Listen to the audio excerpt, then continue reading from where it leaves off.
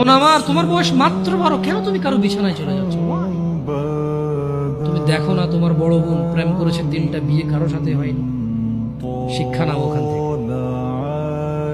বোন আমার, তুমি দেখো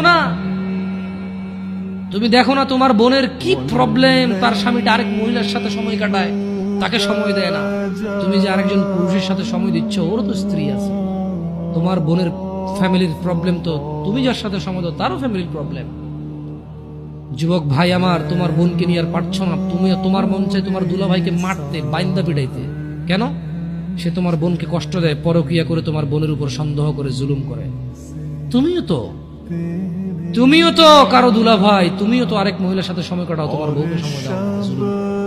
তোমার শালারও তো মন চায়, তোমার সম্বন্ধে শ্বশুরও তো মন চায় জামাই বা দুলাভাইয়ের পিটাই ধরে। কেন এভাবে বিচার করো না যুবক? বোন আমার, তোমার বয়স মাত্র 14, মাত্র। তুমি এই বয়সে সিগারেট খাওয়া শুরু করে দিছ, আফসোস বোন আমার।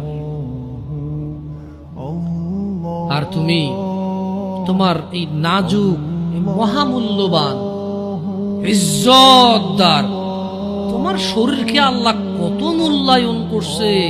তুমি জাহান্নামে গেলে তোমার বাপ জাহান্নামে যাবে, ভাবা যায়? মানে তুমি তোমার বাপের কান, তুমি তোমার ভাইয়ের কান, তুমি তোমার স্বামীর কান, ওরা হলো মাথা। আচ্ছা, তুমি হলা মাথা, ওরা হলো কান। তুমি হলা মাথা, ওরা হলো কান। তোমাকে আল্লাহ কত মূল্য দিছে। কারণ মাথার মধ্যে যদি কেউ বাড়ি দেও, কি বাঁচবে? বাঁচবে না। যত বড় ডাক্তার, কবিরাজ, যত উন্নত চিকিৎসায় নিয়ে যাক, যদি ওর মাথা ফেটে চৌচির করে দেয়, মস্তিষ্ক বেরিয়ে যায়, ওর বাঁচার চান্সেস কতটুকু, বসার কতক্ষণ আছে?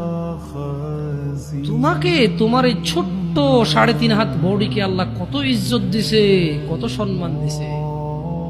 যদি কেউ তোমাকে জোর করে জেনা করে, তাকে, সে যদি বিবাহিত হয়, তাকে জুমা মসজিদের সামনে অথবা মহাসমাবেশে প্রকাশ্যে কোমর পর্যন্ত গেড়ে পাথর মেরে মেরে মেরে ফেলতে হবে। কেন?